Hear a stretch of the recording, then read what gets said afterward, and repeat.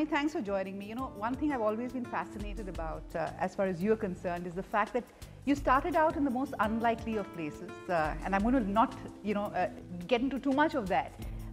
And then you made a mark in the field of movies, which is as different as chalk and cheese. My question to you is the journey of an entrepreneur same throughout? I mean, are there similarities no matter which avenue or sector that you're looking at? No, I don't think anyone's journey can be the same as another journey. A professional journey, a career journey, a personal journey, or an entrepreneur journey. And entrepreneur is not one separate bracket. I think it's an evolving thought process. I would say entrepreneurship is a little bit more evolving because when you're a professional working in a structure or an organization, there's a fair amount of somebody else's vision and there's a little bit of your vision. And I think with an entrepreneur, there's a lot more of your own vision. And I think, but it's still something that evolves. Can anybody become an entrepreneur, or do you have a certain mindset to be one? I think anyone can become an entrepreneur, but with a caveat that it takes X, Y, Z to really be an entrepreneur from that perspective. And I think it really depends. It's on each one's DNA at the end of the day, because it's not something that you can say that at 30 if I'm not, then at 40 I won't. You can be, because entrepreneurship is about really believing in something and then going for it. But at the same time, having the ability to say that I'm going to take the risk, I've got the ability to be able to stay the course. So I think anyone and everyone is capable of thinking that. And it's not that when you're not an entrepreneur, you're not taking risks in life. You're taking risks in almost everything in life. And risk is not the first word that should come. Every time you look at it, the first words that come when you look at entrepreneurship is risk, failure. And I'm thinking, but aren't there some other good, nice, positive thoughts that come into your mind? This is the first two words when you think of entrepreneurship. Now, of course, it's also getting the $1 million bucks, from investors. But my question to you is that somewhere there are myths associated with entrepreneurship. One is that you have to be really young, in the sense to take that leap of faith. Is that generally true? I would say that normally that's the time when you feel you've got less at stake and less at risk. It's also a chapter where it's the easiest one to do the fork of life, whether you can go this way or you can go that way. So statistics-wise, I think that's where it would be. But now more than ever before, I think there are people at 30, 35, 40, 45, moving into entrepreneurship, because actually that just means a very different mindset, and you're moving to that mindset. Before everyone used to do an MBA right after college, and then it became that you need to have 2, 3, 4, 5, 6 years of experience, and then you did your MBA, and actually everyone realized that was a much better thing because you had the good part of work experience, then you studied more and you could apply that. And I think therefore the maturity of entrepreneurship can happen even after 10 years of working, because actually you've got a lot more experience on the table and you're not that raw. So I think there's food for thought on both sides. The other is that, the other myth is that, or actually the other fact is the fact that, you have to have an open mind if you're an entrepreneur. Often there are obstacles in your way and you have to make your way through and chart your own course. Is that something that you believe in as well? I think if you're a leader, and you can be a leader in an organization, and as an entrepreneur, you're an automatic leader because that's what you need to do. So from that point of view, if you're not curious, if you're not a good listener, and if you're not open-minded, you're doomed in any case. So I think leadership or entrepreneurship needs those characteristics right from the start, no question about that. So leadership is what makes an entrepreneur successful. The ability to take a team, make them passionate about a cause and move ahead. Absolutely. You need, or the buck stops with you in many aspects. On down days, you have to be the evangelist right there in the room, have a smile on your face when nobody else has. So that means from the day one, you're a leader, and I think that's what they will go. You're also mentoring a lot of, young entrepreneurs. My question to you, is it easier now to be an entrepreneur than it was when you were starting out? What is surprising is that maybe 20 years back when I started off, and now, when I see the rhetoric, and I've been giving a fair amount of chats with a lot of one-on-one groups of people, even in lectures, I still find the ecosystem in India where entrepreneurship is still viewed as, if you can't get a great job, then it's a fallback. Which is ridiculous. And the second one, of course, which I think in life is fair, I can relate to that, is that your marriage market is in serious jeopardy, because of the simple reason that there's no stability of income, and therefore the first consideration is, but I'm sending my my girl to your family, but you may not have a steady income for the next 5 years, which is fair, which is true. So if you look at those two situations, and if it doesn't become aspirational, something you want to be proud of, you're starting with a handicap. So, normally people say seeding of entrepreneurship happens with friends and family.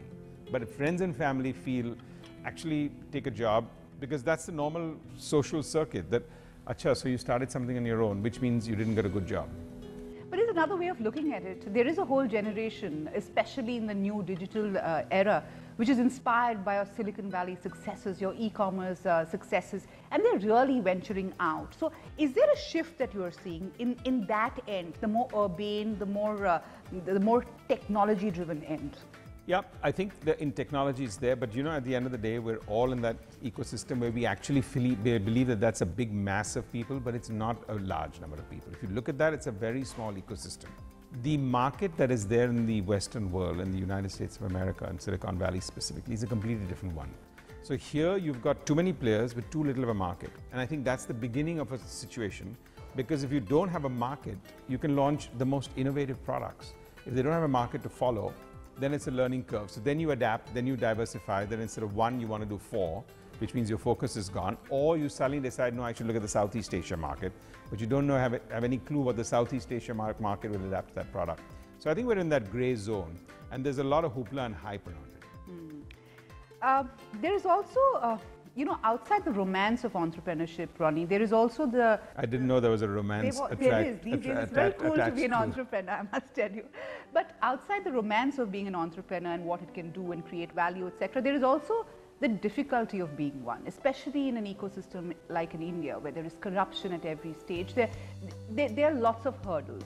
What's your advice to people who are starting out? No, I think it's tough. I think in India it is a tough ecosystem. I don't think anyone is to blame. That's just the way the ecosystem has worked.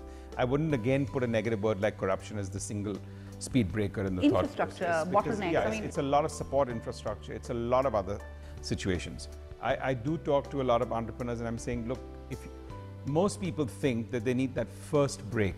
And my learning has been that first break is the easiest one actually to have in retrospect, because that's the time when you can have the choice of starting or not starting. You get funded or you don't get funded.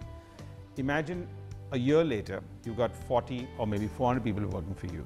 You've already got 4 customers or 20 customers, and then you need to find the next round of funding. And if you don't get it, isn't that a worse situation to be than not having gotten off the starting gate in the first place?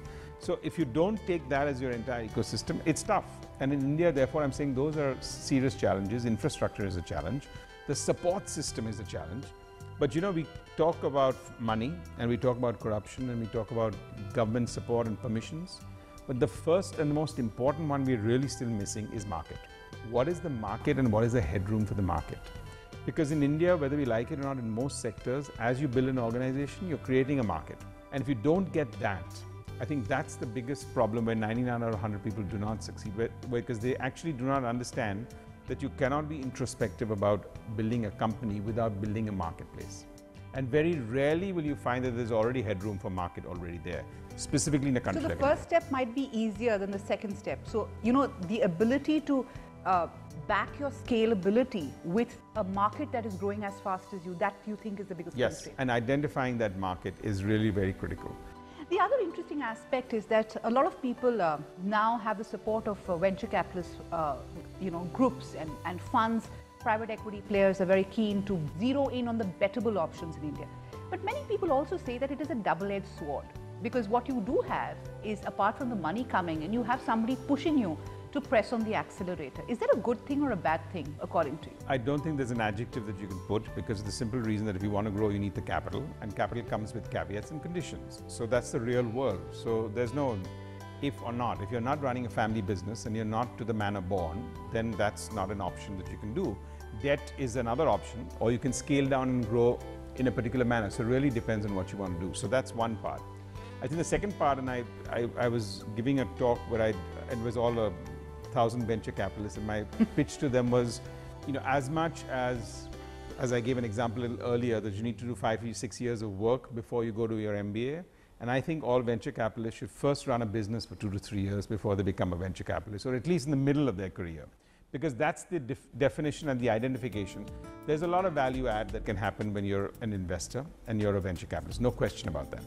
But it is from the outside in many aspects. So while you're giving the right macro strategic steps, and they're very, very valid, they may not be valid if you can't identify with the entrepreneur at that stage in the growth of the organization, number one. The conflicts normally come if somebody's looking for top line and everyone's looking at a 4-year window, you're looking at a 10-year window, the market is going to take an 8-year window. That's when the conflicts really, really start. So it's a tough one, but I don't think it's a question. It's about adapting and moving forward with it. But you know, very often VCs come in and use the Western model of returns in an Indian scenario. I mean, many of them have burnt their fingers with that because, as you said, you're creating the market virtually when you're going out.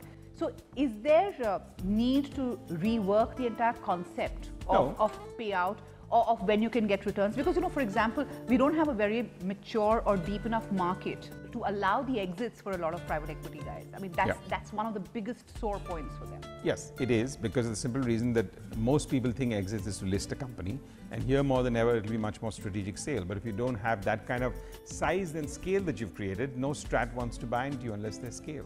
So that's pretty much where the restriction lies. The second one is, of course, the Indian ecosystem hasn't spouted people who want to cut checks in an Indian environment. The minute the Indian ecosystem has venture capitalists that are with Indian money, and there's a lot of that happens, you'll find the system becoming, because then you can identify with that, because it'll come from people who have either sold businesses and cashed and built their own funds, therefore in some stage have been there, done that, and you'll find the psyche changing substantially. And third, if there's Western money coming, they'll have Western standards. And I don't think, again, we should be apologetic to that thought process. If somebody's putting their money in Turkey or Brazil or India or France, he'll want the same kind of approach and professionalism or returns. The other aspect is, of course, control. Traditionally, Indian businesses were about creating a legacy for your children and their grandchildren and, you know, all of that. But now it's also about creating value, creating, you know, something out of an idea, etc. Are the new age entrepreneurs, according to you, a little more open to give away control or to share control because they're not looking down generation? So I think you kind of answered it with your one word, the new age. If you're a first generation entrepreneur, it's a different mindset. When you're, again, it's a family business, it's a different mindset, because if there's been 3 generations of situations, it's a natural DNA to look at the 4th, the 5th and the 6th. Whereas if it's a first generation entrepreneurship, you will have a different viewpoint because you didn't grow up with that thought process. But you do want to always leave something for your kids to do. Yeah, so if you ask me today, has that mindset changed in India? Not at all. I think, you know, when I exited from UTV to the Walt Disney Company, and prior to that did a few more, and, you know, we can discuss whys, but the key aspect was that for most people it was shock and awe. The why we will leave for the book to answer, but my question to you is that you also told me while we were talking in the book that you crossed the threshold of that 51% control long back. So you were pretty comfortable in your skin with a partner sitting with you shoulder to shoulder to look and work out a business. That requires a different kind of mindset. What made you think in those terms? No, I think you have to, if you're creating value, you have to look at yourself as managing director separately from being a shareholder. You can't disconnect that at the right time. If you're not the best CEO for the business and you may own 40% of the company, but somebody else can create better value than you, then are you clinging on to a job, or do you want to create value for your 40%? Forget about the other 60%, which in any case you need to create value for. And the answer is normally quite simple. And I think if people can take the emotion out of it, the letter is right there to be. Are you very emotional about business? Because, you know, when you did sell out, everybody did say, my God, how could he? He built it up from scratch, and what happens to the legacy of what he has created, etc. So is there always this feeling in India especially that, you know, you have to stick by it no matter what? I think it's an emotional connect. I think in India people have not been able to segregate passion from emotion. I can be extremely passionate, and I've always been very passionate. I will continue to be passionate about what one builds, grows, nurtures, whatever else. But you bring emotion in the middle, and that's a problem. Because the emotional part, you can be as passionate about your business, but at the right moment, if you think for the company, for the business, for the entire group of employees working for that business, the best thing now is for it to do X, Y, Z, or be in somebody else's hand, or a different growth path. Then that's the way you can disconnect with emotions versus passion. But it's not always black or white, right? I mean, there are shades of gray. I mean, every amalgamation, change of guard, etc., creates its own areas of friction, its own areas of stress. That's the other side of a sellout. You Yes. have to be ready for that. Is that something which takes a leap of faith? I No, mean, it also requires a bit of responsibility and transition. So if there's a hostile takeover, which I think we're even 2 decades away from that in India, but if you're talking about a situation where there's an element of transformation that goes with it, it can be planned well. Of course, when different cultures meet, there'll always be that. But the end result is that is 2 plus 2 going to be equal at least 20, if not 22, 24, and 26? Most the answer is yes. okay. You, made a phenomenal mark for yourself in a business which was run by clubs. And that's something that we've spoken about in the book also, because, Bollywood was about star families, director families, often both of them merged together. And yet you became everybody's friends even while you were competing with them. What was the one trait that you think helped you through it? This is an example that just doesn't go necessarily with Bollywood. We've done the same when it came to broadcasting and television, which I don't think comes out because big screen always get big mileage, for example. I know you're a little touchy about the fact that the movies overshadow everything else you've done. No, but in I'm the saying movies, it was a closed club that you Yes, went. but no more than in television, we were producing shows, for example, for every single broadcaster, and yet we were competing with them in the broadcast space. So there's this sense of overall trust that you build, where what you're doing in each focus is important.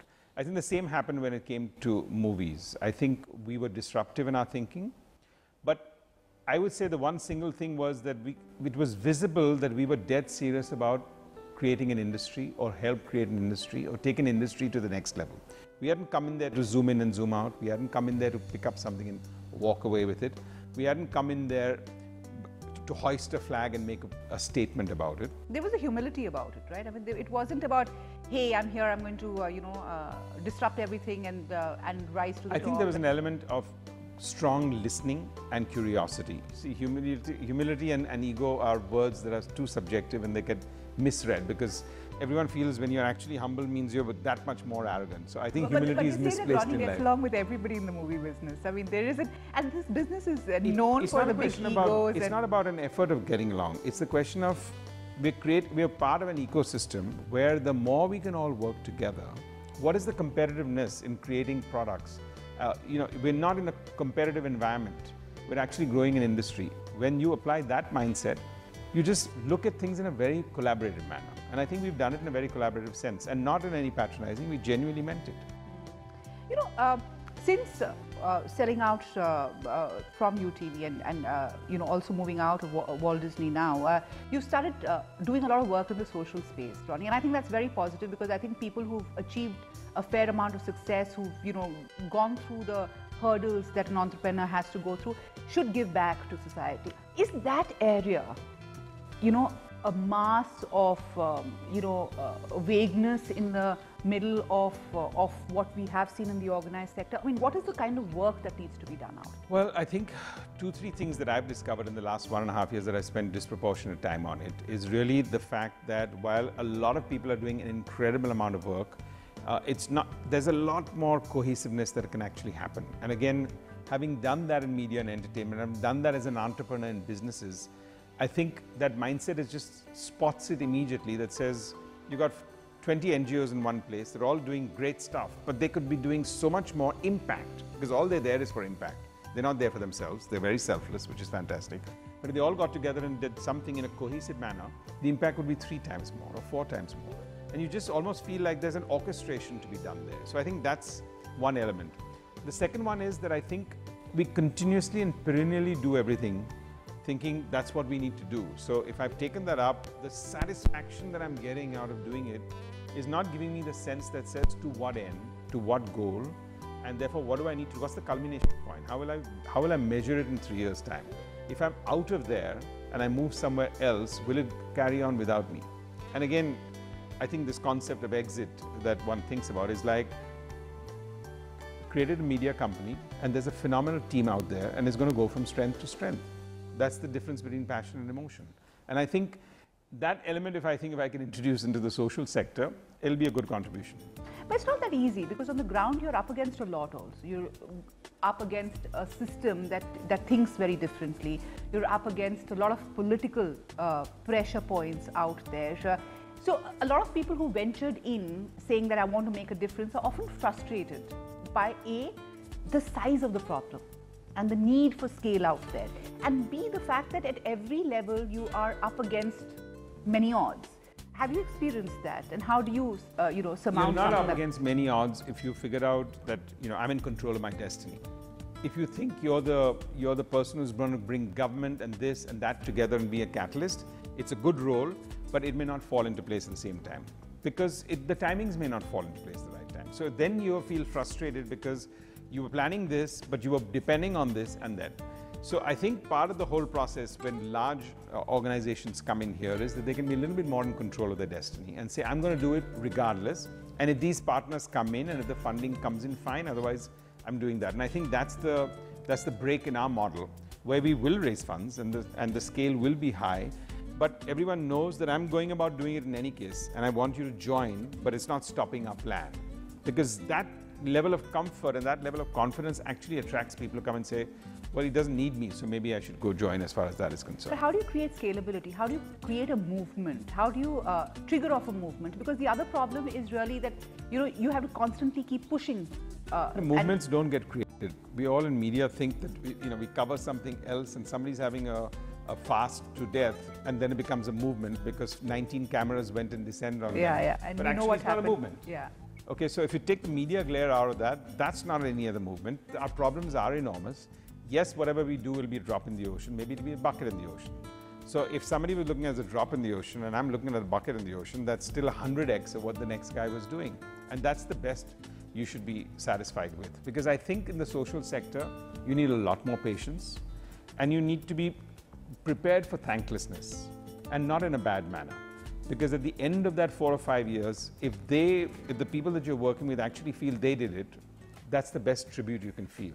If you're out there where you feel, after all what I've done for them, they've actually said, we've done it, you're in for trouble, you're in for disappointment, don't get into it. You also work very closely with a lot of other entrepreneurs, a lot of other businessmen who've actually created a movement of sorts, funding a lot of these projects. Has there been a mindset shift in India in the sense of giving back, of understanding that, hey, we are privileged to have what we have achieved, it's time to give back? I think, is that giving back? If I had to choose a yes or no answer, the answer would be no right now. No, not yet. It would be no. I'm saying that in a manner in which I don't think anyone's at fault because the trust level, unless you want to execute on your own, the trust level when you're giving that out is still very low in the country. And the credibility of level is low in the country. That what am I doing and where is the money is going and where is it going to go? And we see mass tragedies and we want to give to the Prime Minister as relief fund. But in our hearts, we don't know where the money is going. Okay, we really don't know where it's going. So when you've got that level of that trust has to be built, that credibility has to be built into the ecosystem for it to go from 0.2% of GDP to 2% of GDP. But the other issues, of course, the CSR budget, which is also, been mandated by the Corporate Affairs Ministry. Do you think that will be a game changer as more and more money comes? I think it's a great positive movement. I can't see it as a game changer right now. I think because I've spoken to almost now 80 organizations between me and the rest of the team at Swades. And the verdict seems to be that most people have figured out that what they were doing, how are they going to segment it into that? Some people have their own foundations were doing it because it was near a factory, near their so-and-so. They had sort of taken a few villages out to put something up and they were doing rehabilitation in the first place. So between them saying, I'll bracket this, this and this into that, but the kitty has grown. I think it'll take its own 3 to 4 years before it becomes something where a lot more money will flow into this ecosystem. The problem will be that if everyone does it in a splintered approach and says, okay, so now I'll have a wing, which is my own foundation, that could be a flaw in the entire thing because actually then you're getting some professionals, you're going to do it. It may not have the passion. It may not have the staying power. Because look at it, you did 2 years of profits, you put 2%. Supposing you had a bad year, what are you going to do? You have to support that. You can't, on the 3rd year, decide that I'm not going to support my NGO. You can't walk out of that village, that school, that hospital. So those are going to be the operational challenges that will come about. You are very interesting and also extremely difficult to, understand at many levels. So I'm going to ask you... I take that as a compliment. Yes, that is a compliment actually, because you never know what you're up to next. My question to you is has there been a mistake in your career which you look back and said, I shouldn't have done that? I wish there was one mistake that anyone can categorize because there's never such thing. But if I was to sort of sum it up at the top of the pyramid, it would be the never to make the same mistake twice. Okay. And Have sometimes you made when the you same do that, mistake you do. And I think that's normally when you get into the unforgivable zone. And because you normally cheat and say, but the circumstances were so different. But I think part of being an entrepreneur and part of leadership is to constantly and always being able to look around the corner. And when you don't, that's when you make the mistake the second time. Which is the costliest mistake that you've made? Oh. Yeah, I think, there are different amounts attached to each one. Okay.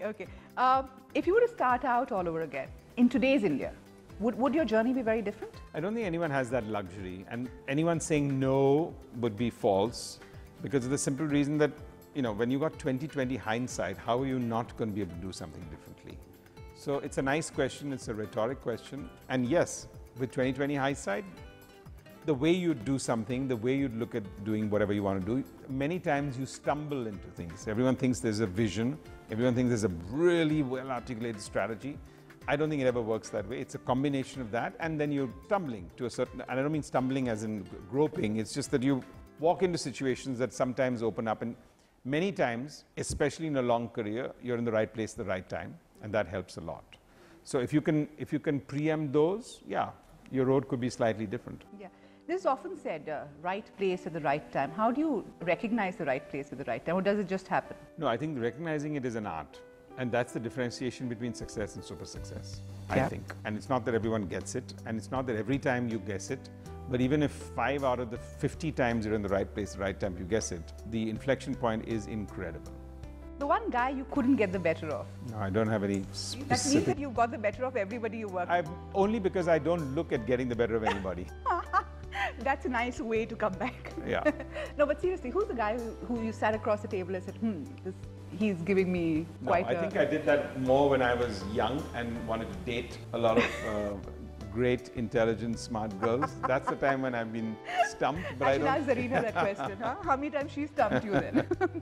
Okay, the one movie that you wanted to make. Again, it's a mixed question. I don't think out there, because again, this is something where different people have made it at different times. So I don't have any regrets as far as that is concerned. I thought about that a little deeply, and I came to the conclusion that there isn't one, because again, it's this 20/20 hindsight that you feel after a movie. Obviously, if I passed at that particular point in time, it didn't make sense. And then somewhere down the line, the audience, one didn't preempt and do. And it's a great ecosystem. Somebody else made it. The one movie you would have regretted making would possibly be your first, or were there no regrets with that also? No, because I think you learned a lot. Yeah, and we've gone in with completely non-formula movies that have also substantially worked because we took the risk. Okay. What drives you? Is it money? Is it the success? Is it the tag of the media mogul? What has driven you through your journey? I think not accepting status quo actually is the biggest turn on as far as I'm concerned. Being constantly disruptive and being just not accepting status quo and not taking anything at face value, and not in a very shaky manner, but just being disruptive and not taking anything at face value and disrupting the status quo. I think that's a phenomenal way to be, and that doesn't make you edgy, and that should not make you like, oh, you're not in one place at a time. Not at all. I don't think it should be viewed in that context. It's just that in any situation, if you're constantly challenging yourself and you're constantly challenging the organization, the industry, you're in a good place. You're not going to tell me what you're going to be up to next, but 10 years down the line, if we were to sit across the table and talk, Ronnie, what would it be like? I'll be 10 years wiser than what I am today. I think that's about it. Because that's the safest answer, huh? Yeah, no, it would be. It would be that. Would that disruption continue over the next 10 years? Yeah, I think it would. Do you know which part of the ecosystem you need to disrupt? I think more than ever now, I feel the need for whatever I'm doing needs to have some sense of impact. Now, I don't know why, and it's a very big word, and it sounds very from the pulpit. And I think one has left some impact in media and entertainment, because I think in a country like India, the content that you create and the message that you do, it's a very high influencer, whether it's movies or television. And I think having understood the sort of impact that you can create with that kind of, and if you can put that in other aspects of industry, service, or life, that to me sounds like what I want to do for the next 20 years. Sounds interesting, Ronnie. And it's not 10, it's 20 years. It's 20 years, correction. Right. Thank you so much. Thank you.